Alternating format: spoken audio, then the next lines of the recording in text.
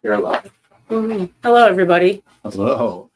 Welcome to the This Is Not Therapy Hour, or today the This Is Not Therapy Quarter Hour. Oh boy. We just had some very fun technical difficulties that took me back several years, having to go into the under the hood stuff on our website and email servers and stuff. So apologies for being late, and apologies that this will only be 15 minutes, but this is the This Is Not Therapy Hour. I am Brandon Testers. This is Margaret Schaus. I was going to say it. I'm Margaret Schaus. Hello. We are both licensed therapists, but this is not therapy for very, very, very many reasons. This is instead just an open conversation. Margaret and I are here talking with one another and with all of you. We're just doing our best to make our guesses about who you might be that's watching this and what you're interested in and what you're hearing and how we're impacting you. For those of you who are willing and able to participate in the chat, we appreciate that because it gives us a lot more information on which to base our guesses about who you are and what you're interested in, etc. I don't know. We're starting this 45 minutes late today, so I'm assuming that anybody who was planning on being here probably gave up on there being a stream today. Apologies for that. We work with a private therapy practice called Effective Artistry. Our physical office is located in Northbrook, Illinois. We do individual, couples, family, and group therapy with people in the state of Illinois and the state of Wisconsin. Margaret is the director of our Northbrook office. I don't know. I don't know where you're going with this. I usually say some other stuff, I think. I do this coming on board, setting the parameters for everybody thing, but I'm feeling rushed today. That might be everything that I usually say, but I don't know. Oh, here, if you do participate in the chat, please don't hesitate to put out whatever you want. Whatever, Margaret, we're just going to talk about whatever we're talking about. And then don't worry about being off topic or waiting or whatever. It could be questions, it could be comments. It's just a conversation like anything. And we'll go wherever. We're here talking in order to be interesting and useful to you all. We talk to each other all the time. So this is for everyone. I do want to say, so I also started a podcast with two of my colleagues, Samir and Olivia, called Therapies in a Pod. Check it out if you would like. But Therapies, THERAPEAS. Yes. Like a pun, like peas in a pod. Yeah, exactly. I'm saying that to say that when I first came in here, and obviously we had the 40 minutes of difficulties, I remember getting in my head being like, oh my God, now I'm nervous. I don't know how I'm going to be on this stream, even though I have the podcast that I do. And just sitting here right now, Brandon, having you just say what you just said, so relaxed and everything, I felt so much more calm. Being that is exactly how I think our podcast really is too. And I'm not going to give you all the credit, but it made me kind of feel wow, we are doing it in such an authentic way and not just planning anything. And I don't know, as soon as you said that, I just felt immediately comfortable, which was really nice. I'm glad. Yeah, we do our approach to therapy and our approach to coaching. When I'm training people, I divide it up into kind of two categories. One is the content side, and that's what everybody tends to focus on. It's how do you think of certain things, or what frameworks and models and understandings and whatever. But the far more important side is the actual format, the interaction, the way in which we talk with one another. And people have a tendency to over-focus on the content, in part because for most people, the actual interacting with another human being is the most difficult part, especially when you're in the context of I'm a therapist, or I'm a coach, or I'm supposed to be helping this person, I'm supposed to be an expert. It becomes very difficult. And so everyone wants to learn the content and keep their arm's length from having to learn how to be authentic. That's tricky. But what we do, I use this metaphor a lot, is that being a therapist is like being a performer, whether that's a professional athlete kind of a performer, or an actor or a singer or whatever, that we do a lot of very, very difficult work in order to make it so that when the time comes for the performance, we're not thinking, we're just acting. We just respond, we just go. And so it's people will watch professional football players or whatever and be they're just throwing a ball around. And it's true that they are. I'm not arguing for the larger cultural relevancy, but what you're seeing is the result of training oneself to be someone who's even if I'm playing a game of football and running down the field and someone throws a football and it's like close enough that I could maybe catch it if I dove for it, I'm not diving for it. Even if it was important, right? Like even if I was willing to, I would still have to have that conscious thought of like dive and like make myself do it, by which point like the time has passed and whatever. Whereas an NFL player, they just without thinking dive for it. And it's been drilled over and over and over. The same thing for us, that the conversation itself, the performance itself, when it's time, it's easy, it's natural. We're not thinking things. Right. The more we think, the more disrupted it gets. I could add to that. No, I fought with Brandon. Maybe I never told you this, but I'll tell it to you on here. I fought with the idea of like it being like a performance type of thing. Because I don't know, I think in my head, when I first thought of that before working here, was like, oh, the performance of like I'm pretending to be something that I'm not, which is not at all what it is. And I think how you kind of frame it of like being a performer, meaning like you're just in it, like you're not thinking of anything else, nothing going on. Like the more I was able to like adopt that and actually like put that into practice, it helped my anxiety so much. Like just jumping into it, like for everybody, because I know the last time I was on the stream was like 3 years ago when I was super nervous and didn't say much, but been having a lot of up and downs with like anxiety and stress, and always get in my head of like, oh, I can't go to work if I feel like this, and I can't do this or that. And I look back at this whole month and I'm like, all my sessions have been great. Okay, well, I mean, I haven't been in my head too much with them. I've been able to just really immerse myself in it, which is like really nice. Yeah, and that's part of it being good, is being able to acknowledge that it's not perfect. We're not perfect. We're not out of our head completely, and that's okay too. In like talking more broadly about like executive functioning or just generally concerns about, if a person wants to get themselves to do something that they haven't done or haven't been doing, there's two kind of routes to go about changing that. One is to consciously, and we all can do this to some extent, we have limitations, to consciously think and make ourselves do something in the moment. Like, okay, do the dishes now. Like I'm thinking in a way that makes me do the dishes, overrides my impulses. The other is to do whatever it is theoretically that needs to be done in order to shape me in such a way that my automatic response when there's dishes to do is to do them. Okay. And so, especially when it comes to executive functioning related concepts and work, people get really stuck on this because everybody wants for like, I want it to be automatic. Right. I want to do it. I want to just do it automatically without having to make myself do it. But then they pursue strategies that are about making yourself do stuff. That's what it's talking about, the content, right? Okay. So if I'm, for example, thinking like, this is really important, I got to get this done, that's the kind of thing that might cause me to then forcibly override my impulse and make me do it. It's not going to change anything about, I just do it automatically. Right. In order to do that, you have to do stuff outside of the moment. Okay. So that's what we're talking about. Like what though? Well, if we're talking about like do the dishes, for example. So one of the things, and this is the easiest to recognize, and part of why it gets confusing. What about the motivation of a reward like chocolate cake? Now I want cake. One of the things is that every time you do it, it gets more likely that you'll do it. It's easier to do it, but also easier to initiate doing it in the future. But you can modify things in the environment. For example, because if you're trying to make yourself do it, so we'll keep going with this dishes example.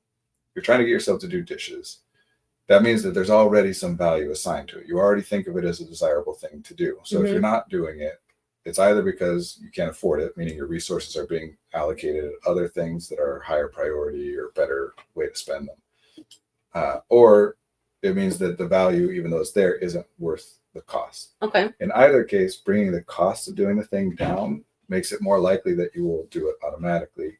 So what to many would be a very silly example, but for me, I'm 6'5".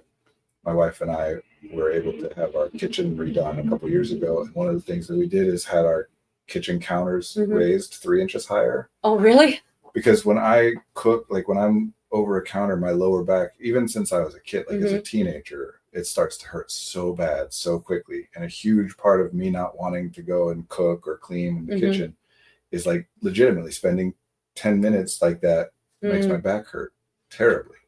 raising it by 3 inches didn't solve the problem completely, but it's much better. Yeah. And therefore, I'm much more likely to just hop to doing it instead of. Okay. What if it's more of like a mental, like I know you're saying like that's like the physical feeling of not wanting to be like in that position, but what if it's like how do you get the cost down if it's more of a mental? Well, I think what you're talking about, and we can connect it to this comment here about motivation, because I think what you're talking about is not real. The only actual mental cost is in terms of not knowing what to do. Mm-hmm. So, like, if you were to tell me to, I don't know,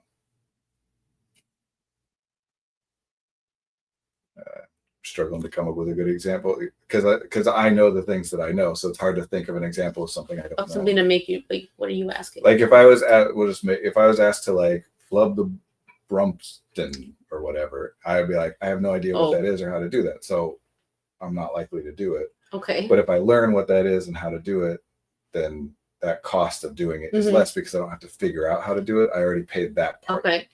To do anything, you have to have the idea, you have to understand what it is you're attempting to do, and you have to execute. I think I communicated it wrong. I think I would maybe not mental is the right word, but like you said of like a physical pain and then raising it 3 inches made it be still like that was not an issue anymore. What if you're wanting to do the dishes? Like I'm 5'4", so I'm fine. I'm not really leaning over too much, but what if I'm just like, oh, like I still don't want to do this? Like how do you change the environment? That's what I'm talking about is you do want to do it or you wouldn't be having the thought about trying to get yourself to do it.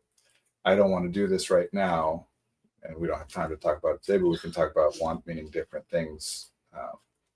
But I don't want to do it right now doesn't mean I don't want to do it. And that's what goes into what about the motivation of a reward like chocolate cake?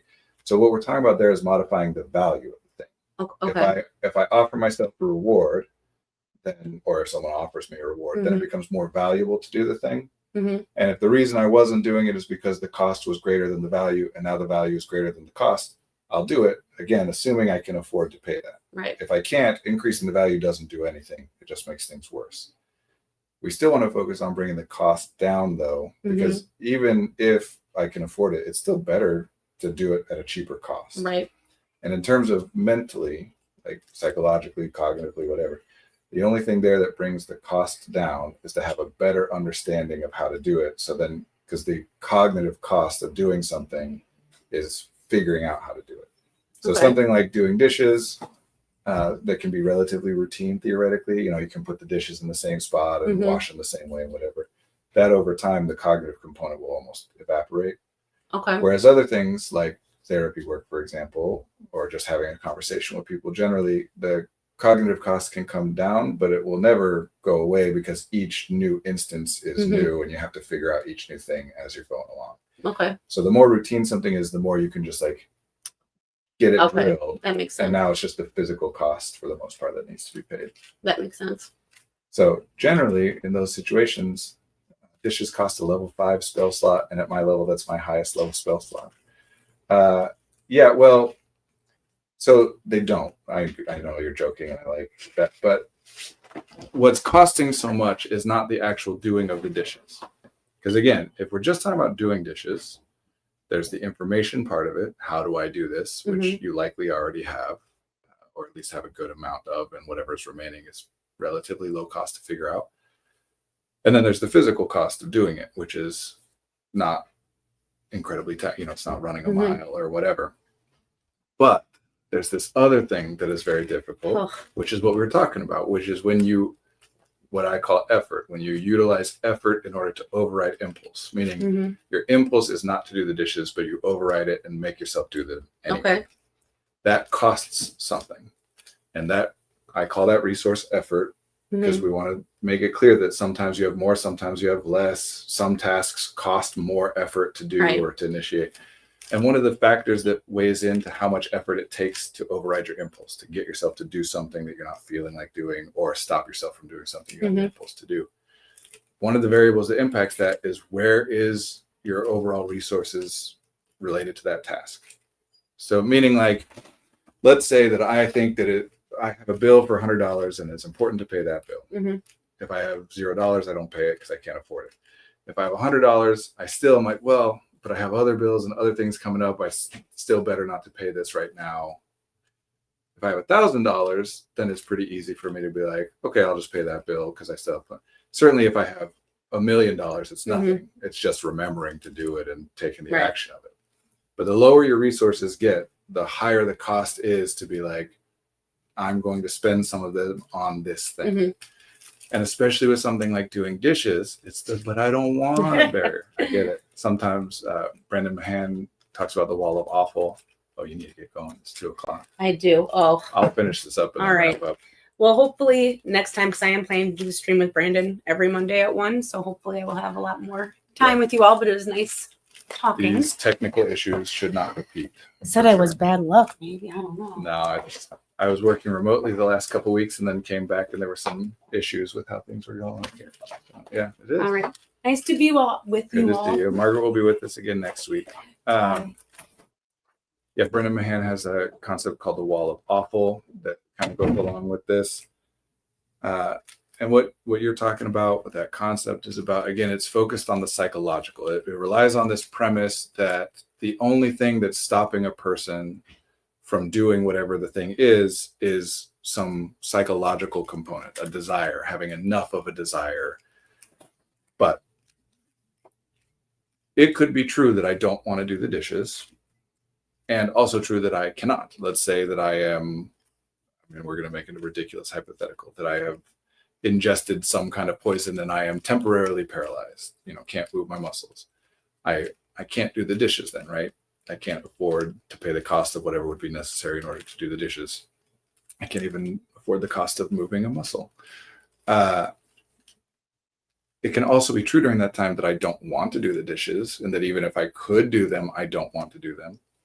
And yes, it is often the case that both those things are true at the same time. But this is one of those things. We tend to focus on the content side, the cognitive side, and just think, well, if I wanted to, I would. And the only reason I'm not is because I don't want to, which is a wonderful fantasy for us all to have.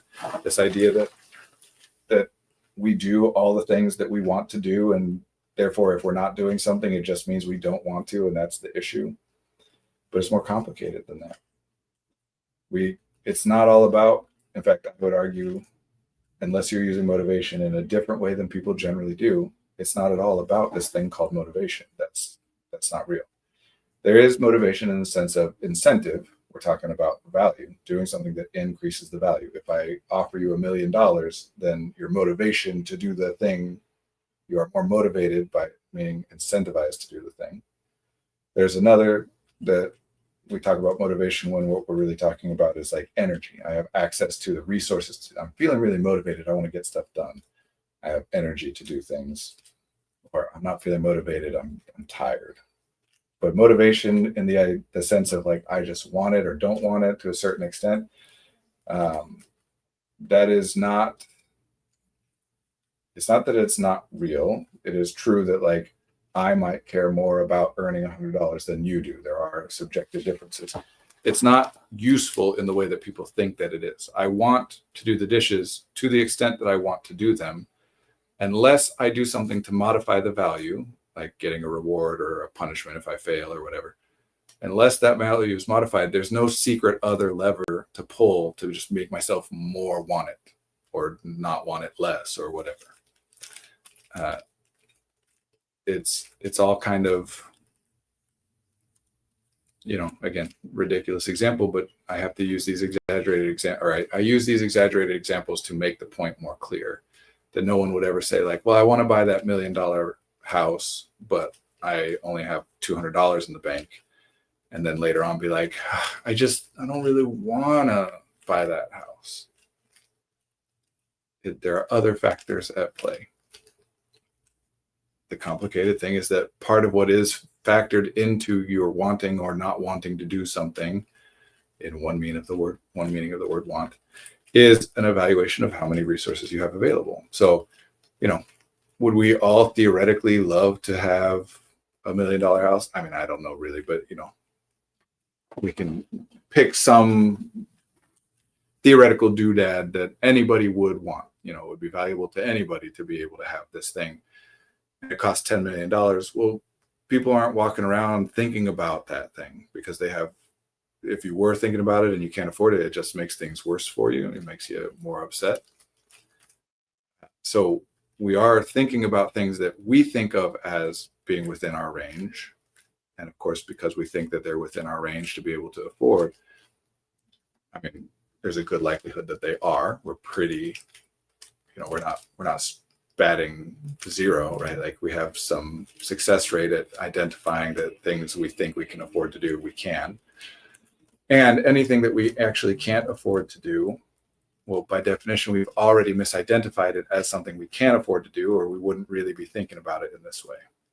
So that causes us an issue where we're very blind to the idea that we can't afford this thing that we thought we could. Yeah, my friend used a lot of language like, I'm a bad person because if I cared enough about other people, I would be motivated to do these things. And to me, he wouldn't feel this bad if he didn't care. That's one of the biggest problems with this concept of motivation, is that it incentivizes people to feel badly. And feeling badly is unpleasant, but that's, it's meant to be. That's the point. But it's costly, right? When you feel pain, physical pain, like you get stabbed in the leg and you feel pain, it's not that that's an inappropriate response. That's what you're supposed to feel. There's important reasons that you feel pain when something like that happens. And in addition to the damage the act itself has caused, the stabbing, pain is a sensation that your body creates, right? You generate electrical signals that are sent along certain nerves and interpreted by other nerves in different ways that theoretically result in us like having the conscious experience of pain. Feeling sad, feeling angry, feeling scared, feeling guilty. These are things that you spend resources in order to generate those sensations. So if you are too low on things, you don't have the resources to be able to afford to do something, feeling badly reduces the amount of resources available to you. It increases the value of doing the thing. That is true. If I feel really bad about something, I'm more likely to do it. It's not a true statement, but I care more about doing it. That's a true statement because of what we call negative reinforcement, something that is often mistaken as punishment. In operant conditioning, and I like to remind people, this is a science generally, not generally. Science is an ontology. It's a means by which we get information, right?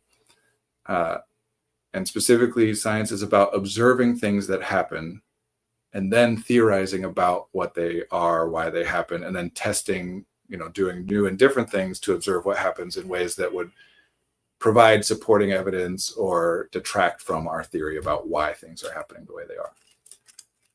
So operant conditioning, rewards and punishments. Operant conditioning is you do something after a behavior that either the person likes, it's a reward, or doesn't like, it's a punishment, in order to modify the extent to which they do that behavior in the future. You do something, you get punished for it, you're less likely to do it again in the future. You get punished enough, eventually you just don't do that thing anymore, theoretically. Same with reward, which in operant conditioning is actually called reinforcement. We're reinforcing the behavior. You do the thing, you get something that you like, so you're more likely to do that thing again in the future in order to get the thing that you like. There are two kinds of reinforcement. Positive reinforcement, which is giving you something that you like that you didn't have before. Here's some chocolate cake in that example, right? And there's negative reinforcement, not punishment. Negative reinforcement means we reward you by taking away something that was existing that you didn't like. Meaning, if you are feeling stressed and then you do something and the stress goes away, that's a reinforcement. It rewarded you for doing that thing and makes you more likely to do that thing again in the future, theoretically. If you are feeling guilty or sad or scared and you do something and those feelings go away, that's a reinforcement. You're more likely to do that again. So we get the value up by making things worse for ourselves, right? If I'm really stressed, if I feel really guilty or bad or scared, then the value of doing the thing is no longer just the inherent value of doing the thing. It's that plus I don't have to feel stressed or guilty or embarrassed or whatever as well. Again, that helps if it's a situation where I can afford to pay the cost, and the only reason I'm not is because the value is lower than the cost. Getting the value higher than the cost, now I do it.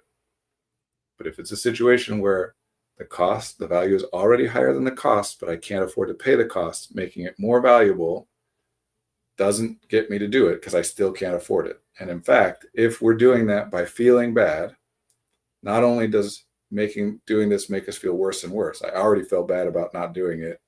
Now I've made it more important and I'm still not doing it. More important, I'm still not doing it. Why am I just sitting here being stressed about this instead of just doing it? What's wrong with me?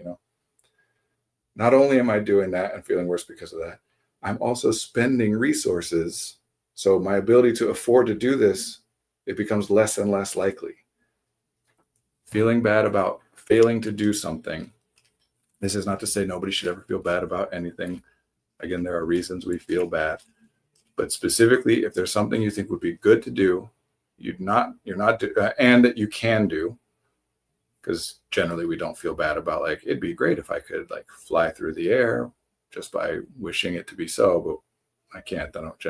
So if there's something we think would be good to do and that we think we can do it, feeling bad not only doesn't make us likely to do that, it actually makes it less likely for us to do that because we lose resources. Now, what will often happen is we have misidentified what it is we're trying to do or the context necessary in order for us to do it. Like a very common example is doing a writing assignment that's due in 3 weeks or whatever. And I think I should be working on this now. And I start feeling bad to try and as an attempt to like get myself to do it. And I feel worse and worse over time. And then I'm not doing it. And then here we go 3 weeks later and I do it. And we then, because our theory already was, if I feel bad enough, I'll do it. And I have been feeling worse over time. Now I'm like, see, if I feel bad enough, I'll do it. When in reality, that's a task that is best done before the due date, not 3 weeks in advance. So I did it at that time for not because of feeling bad, but for other reasons. But that's a false correlation. Then we're just reinforcing an inaccurate premise we already have. And we come to this conclusion of like, I don't do anything unless I'm feeling really stressed or guilty. But we know what stress is.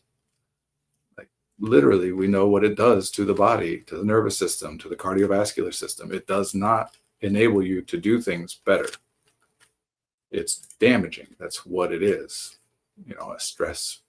Putting stress onto a bridge is bad. To put too much of it and it breaks, right?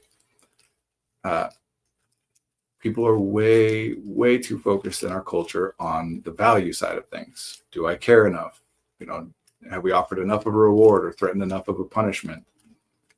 And that's not generally the stuff if those were the things that were most predictive of what people do and don't do, then it wouldn't have been something for us to kind of discover and explore and be excited about in the 20th century, right? We would all know that stuff already.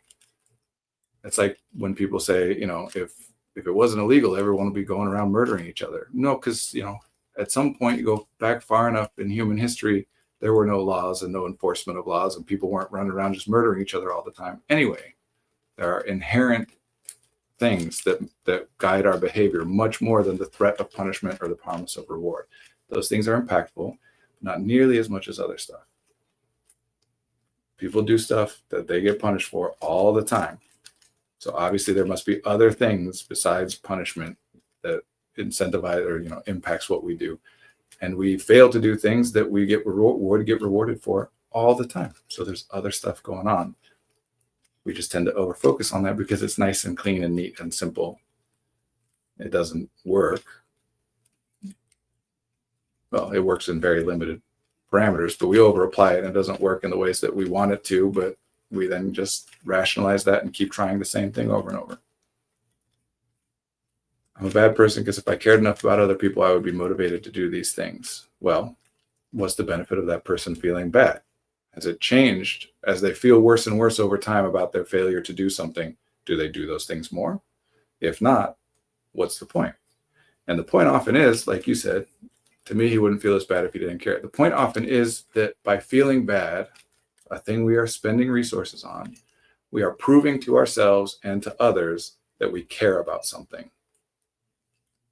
That's our measure, right? If someone's like, I really care about X, Y, or Z issue, but you say, well, do you do anything about it? No.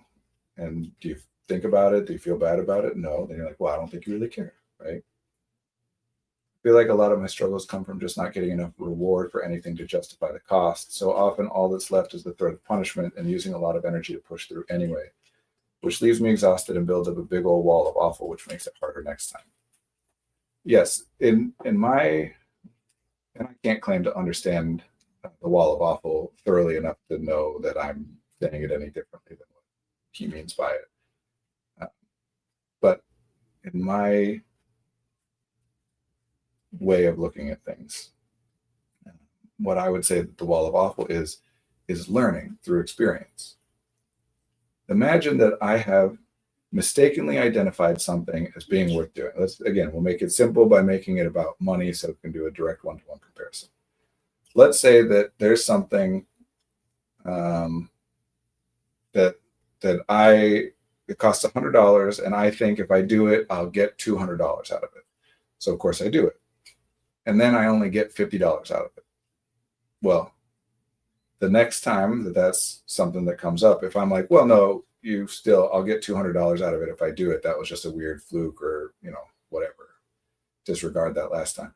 Then I'll do it again. And if I get $50 again, then the next time it gets a little harder for me to be like, no, I still get $200 out of this. That was just two weird flukes.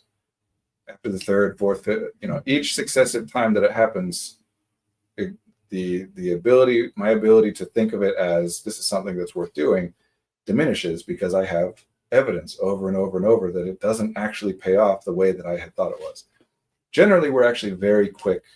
Humans are very quick to accommodate these things. We adapt, change very quickly. That I spend $100 thinking I'll get 200 and I only get 50.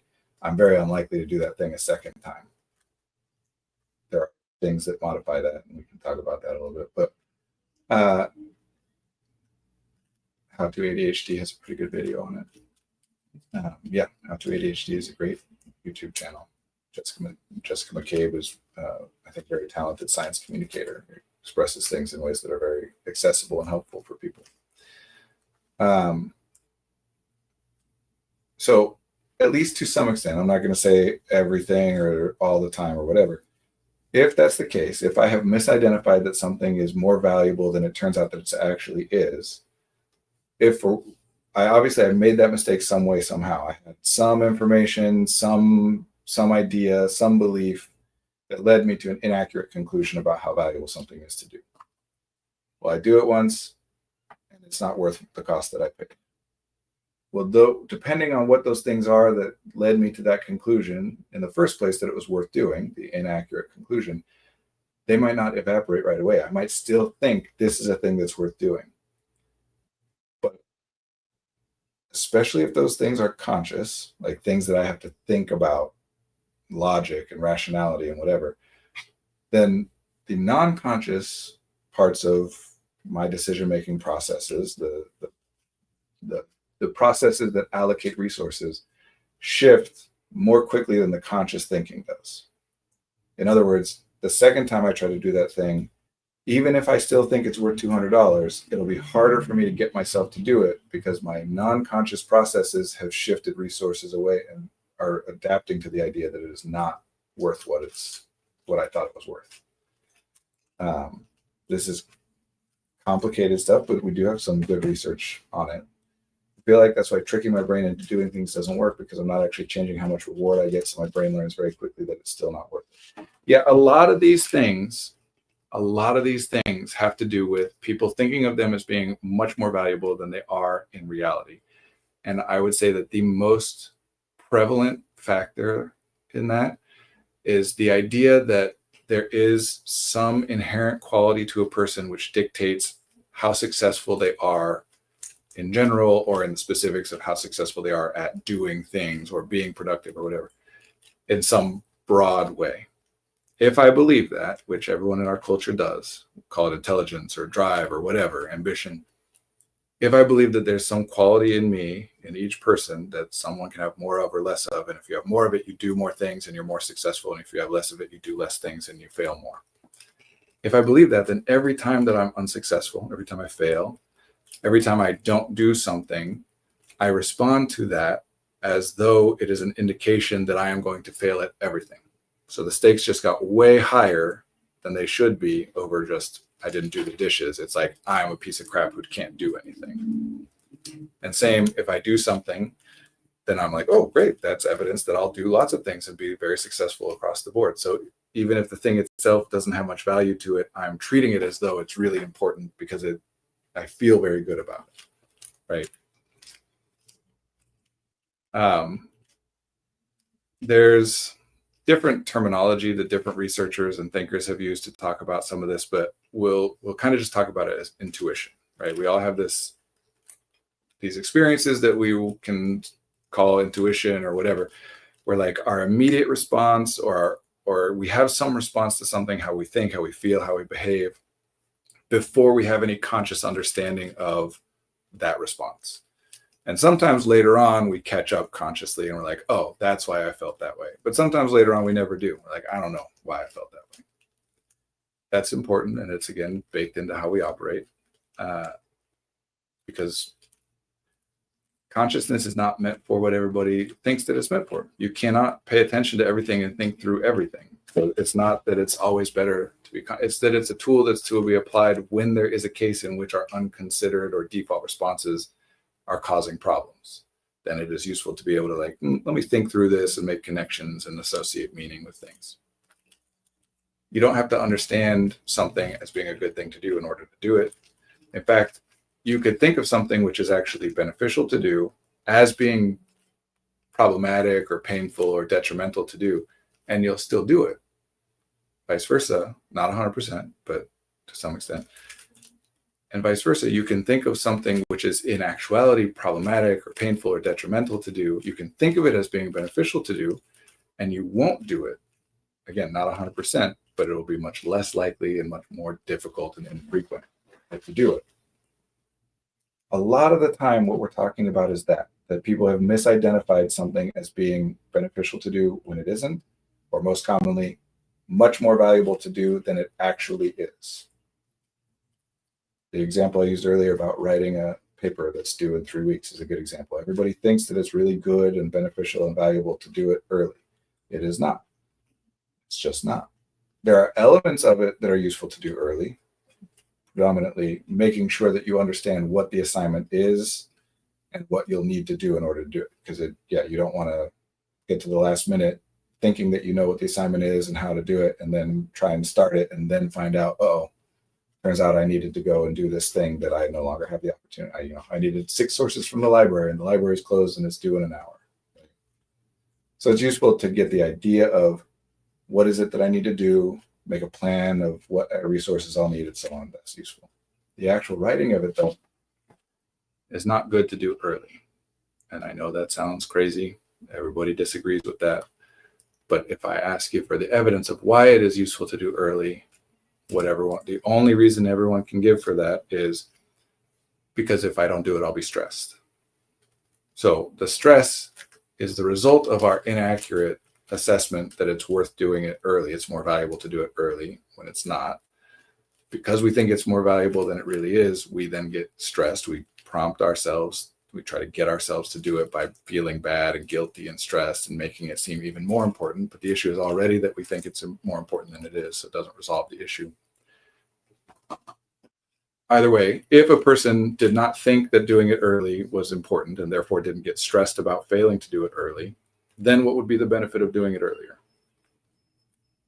Try and come up with an answer to that question that isn't some version of like, well, then it's off your plate. Then you don't have to worry about it. Then you don't have to spend resources on it later. None of those address why it's better to spend resources on it earlier than later, unless you're talking about like feeling stressed and freeing up unnecessary resources from it. Now, why might it be advantageous to do it later in the process than earlier? I can give a bunch of reasons. One, it's something that you're doing because you've been assigned to do it, not because it is inherently beneficial to you or enjoyable or whatever. At least it might be, but you haven't identified it that way. You're not doing it for that reason. You're doing it because it was assigned. What if the assignment changes? What if it disappears? What if you no longer need to do it later? Don't tell me that never happens. It does happen. I mean, specifically when the COVID pandemic started in 2020, a bunch of people's assignments were canceled, right? But there's lots of other reasons it happens too. And even if that wasn't the case, one possibility always is that you could die, right? That maybe you get hit by a bus. And if that's the case, are you glad that you spent X amount of hours and whatever writing that paper that wasn't due until 2 weeks after you died and never mattered? Or would you rather have spent that time elsewhere? Now obviously that doesn't generally happen in our lives. We don't die most of the time. And, once that happens, each of us dies once. So the predominant experience is not that. But that doesn't mean that it's not still logical and baked into the way that we operate. 2, you have more information about whatever it is that you're going to be writing about the more time passes. You learn the professor and their peccadillos and their preferences better over time. So you're more likely to be able to write something that they will grade highly later than you are earlier. You pick up information. Sometimes that's deliberate research that you're doing. You're reading and studying things and getting it. But sometimes it's just about what comes to you. You just happen to hear this thing or read that article or whatever, and you get more information. It's also, if you're thinking about it, especially if you did that stuff early, about thinking about, making sure you know what it is that you're going to need to do, even though you haven't executed it, then it's cooking in the back of your mind and you're thinking about things and writing things. And by the time you come to write it, you'll have more of an idea.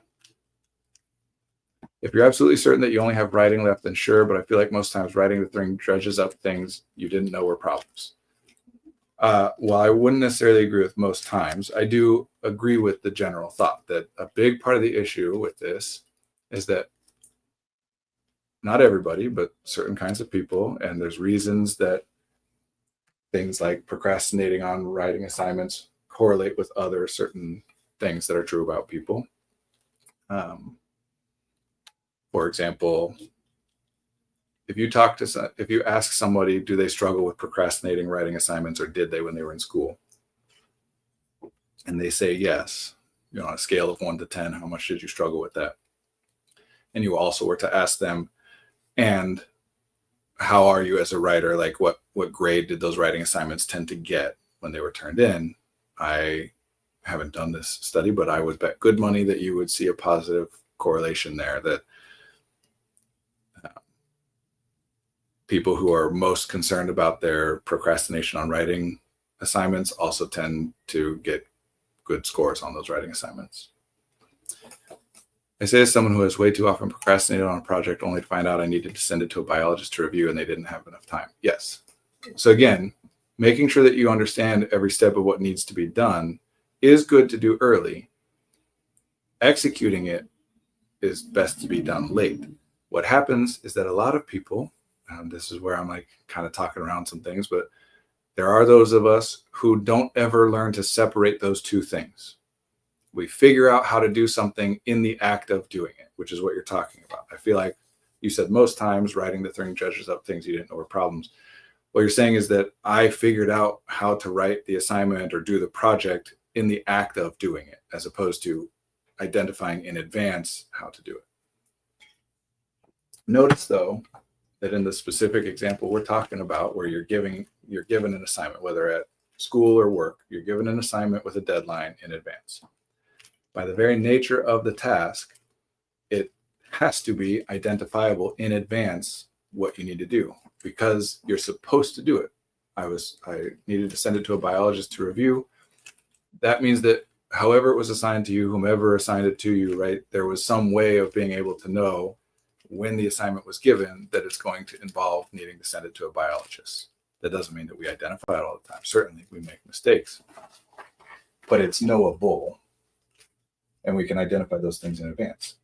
So that part of it is worth doing early. The actual doing it is not worth doing early. It's actually worse to do it early instead of late. We conflate these two things together and think of them as the same. Figuring out what to do and doing it is the same thing. Now you're stuck, because it doesn't make sense to do both those things early. It also doesn't make sense to do both those things late. So no matter what, if you started early, it's going to be really difficult because it doesn't make sense and your processes are not going to be organized around, let's write this right now. You can consciously force yourself, except what you can consciously force yourself to do is to start. You can't make yourself finish. If you started writing that 3 weeks early, do you finish writing it 3 weeks early and don't look back at it again and just turn it in 3 days later or 3 weeks later? Or do you continue working on it and thinking about it and revising it and editing it over the next 3 weeks? People often ask of others, did you start that early?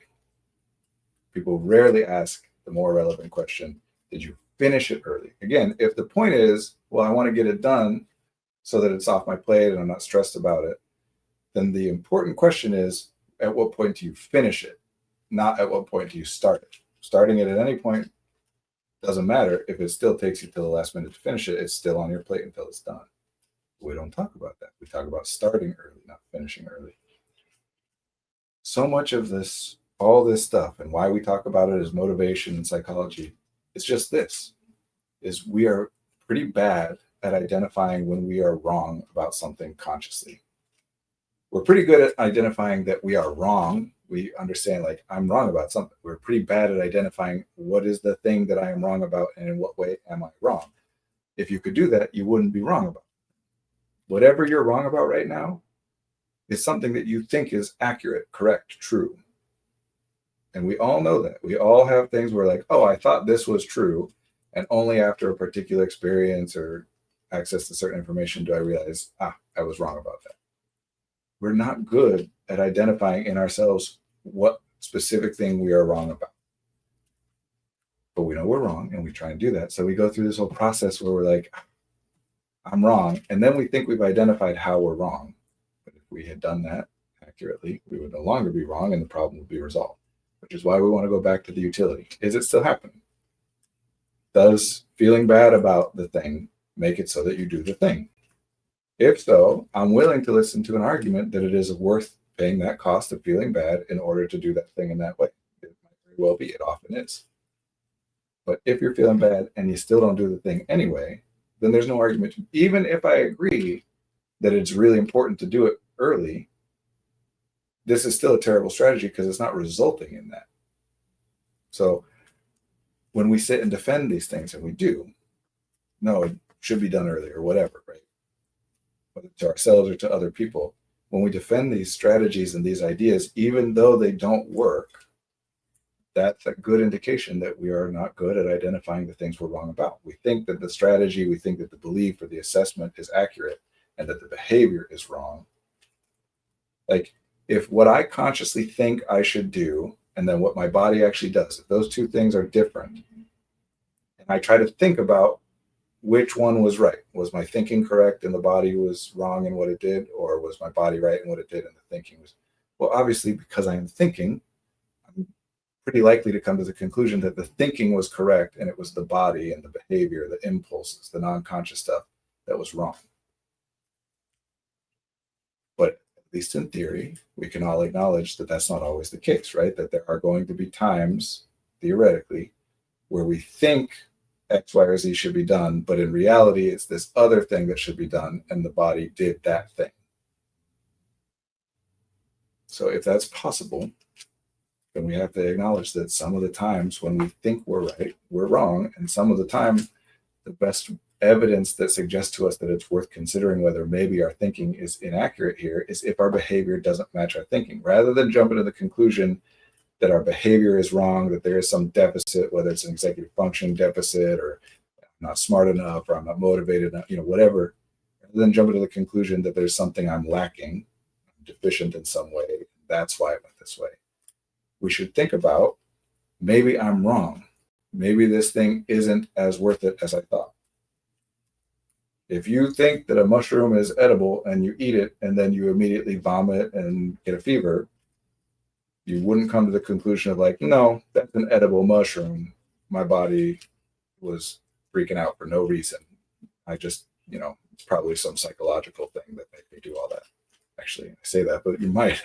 People do that. People do things and then they vomit and have terrible experiences and then still come out of it being like, no, that was just a psychological response. As though psychology has no correlation to reality. I missed a couple comments. What helps me is I identify specific parts of the project I need to do by a specific time to be on track. Then I don't have to stress out about having the end product done super early. As long as I have like the initial research done, then I only stress about a piece of it. But I also hate the process of breaking a task into little pieces. It takes too much brain. Again, trust your instincts. Not that they're always right, but treat them as though they are valid indicators of reality, right? They're not always accurate, but they're always worth paying attention to. If you hate the process of something, that doesn't mean it's not worth doing, but it's a good sign that it's worth checking. Is it as worth doing, or is it worth doing to that extent as frequently or in as many cases as you're thinking of it as? Breaking things down into smaller chunks is one of those super common pieces of advice, like write things down. That it's almost like I'm struggling to do something, break it into smaller chunks. It's common advice because it is very useful to do.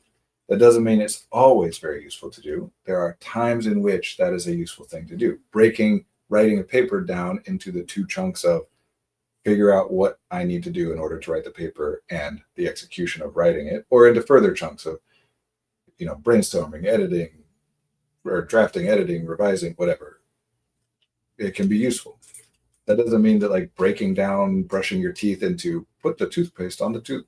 And I'm not using this facetiously. Sometimes people have a difficult time getting themselves to brush their teeth and they think it's important and they're trying to and they're struggling. In that case, breaking the task, brush my teeth down into get out the toothbrush, get out the toothpaste, put the toothpaste on the tooth is not very likely to make it any better. And in fact, is likely to make it worse. Because in this case, understanding what to do and brushing your teeth is not likely to be much of the issue. The number of people who go mushroom foraging in parks in San Francisco worries me because it's also home to some of the world's most toxic mushrooms. Well, sure. I would hope that those people are not just randomly grabbing stuff, but they're using some references and guidance. But yeah, I don't know, maybe. I mean, I don't forage. I don't think that doesn't mean I think it's a bad thing. It's just I don't want to risk it, I suppose. My interests and the things I spend resources on lie elsewhere.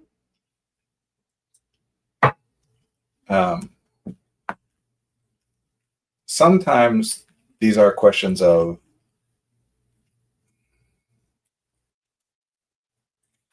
semantics is the word, but I hesitate to use that word because people generally translate semantic as irrelevant, right? Like it's semantic is mostly said as a way of saying that it doesn't matter.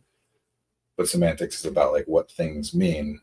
And so that does matter sometimes. It doesn't matter in terms of when it gets used that way. It's like we're communicating the same thing but using different language to get at it. And once we identify that what we mean is the same, we don't really need to debate what language to use for it in this case. Even that there are issues with, but like that's a common thing, and it is often true that it's not worth talking about the language anymore once we've identified that we are interpreting it the same. But semantics matter, meaning do the dishes.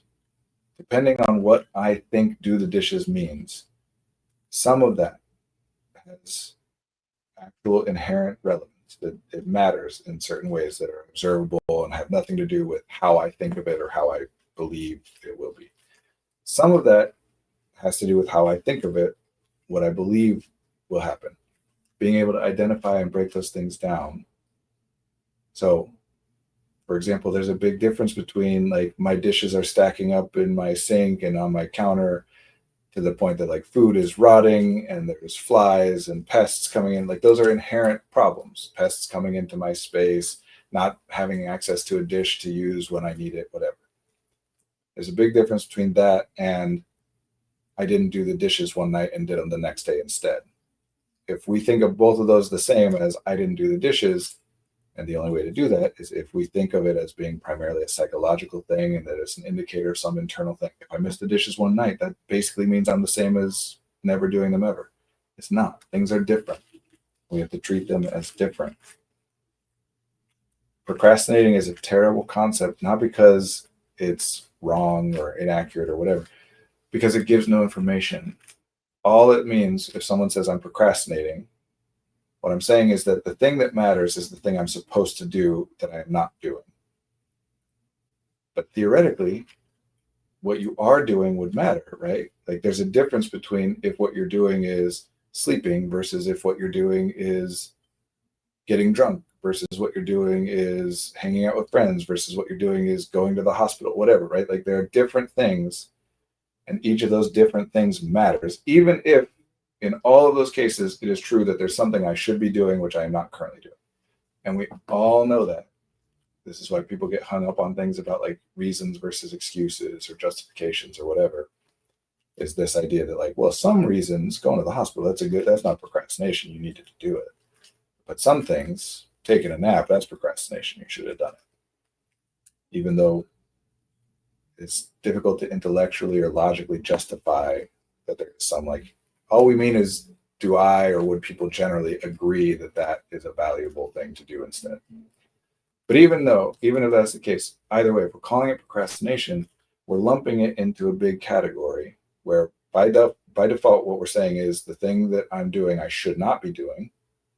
That's part of why I would say going to the hospital is not procrastination because, oh no, you should do that. But playing a video game is procrastination because you should not do that. Taking a nap, sometimes people would say, yeah, that's procrastination. Other times people would be like, no, that's not procrastination. You were exhausted, whatever. By calling it procrastination, we're saying that it's a bad thing that you've done and that whatever you did spend your resources doing during that time is something that served no purpose and was not valuable in any way other than that it took your attention away from the thing that you should have been doing. Same if we call it a distraction. Again, this is not to say that it's not important to do the other thing. It oftentimes is. And it's not to say that you couldn't have otherwise done the other thing. It's often true that you theoretically could have. It's to say that we're throwing away information. When we label something as a distraction or a procrastination, we're treating it as though any information about what you did is irrelevant. Therefore, we don't pay attention to it. We don't remember it. We don't discuss it. It's ignored. And it shouldn't be. There's a reason you did that thing. And if you keep doing the same things over and over, that's a pretty good indication that there is some purpose to it, some value in it. Again, humans are very quick to adapt. Think about like if you wake up one day and a muscle hurts, or you tweak something and just all of a sudden it hurts to move in a certain way. You'll have a few experiences maybe of like, oh, forgot about that. But pretty quickly you make adjustments that you're not even conscious of to be able to then like navigate your day and move around in a way that doesn't tweak that muscle. Literally limping is that, right? Limping is moving in a way that makes it so that the pain that was caused by your regular stride, your typical stride, doesn't get triggered. It doesn't hurt. You're limping instead of the pain. And now sometimes, of course, it just reduces the pain and there's still some, but it's still less if you're limping than if you're walking in your typical way, or you wouldn't be doing it. We adapt quickly. If you're doing something over and over and you think that there's no purpose to it, you're wrong. That doesn't mean it's good to do. There are all kinds of things we might do over and over that serve some purpose, have some value, and are still detrimental, right? Like cause more problems than it's worth. Certainly, definitely, it is true that there are things that we do all the time over and over that are beneficial and are even worth the cost. But there's other things we could do instead that would cost even less and have even more benefit and cover the same thing. That's suboptimal. That's obviously true all the time. Very different than I shouldn't do it. Anyway, I've been running on and I should wrap up. I'm supposed to wrap up a while ago, but I got so stressed and frustrated by that tech issue. Our like website was down for a minute. Anyway, I will be back next week, Monday, 1 p.m. to 2 p.m. Central Time. Margaret will be with me and we'll get the full hour. It's good to be with you. Thank you, Baston Cider. Thank you, Coach Fritz. Be well, and we'll see you next week.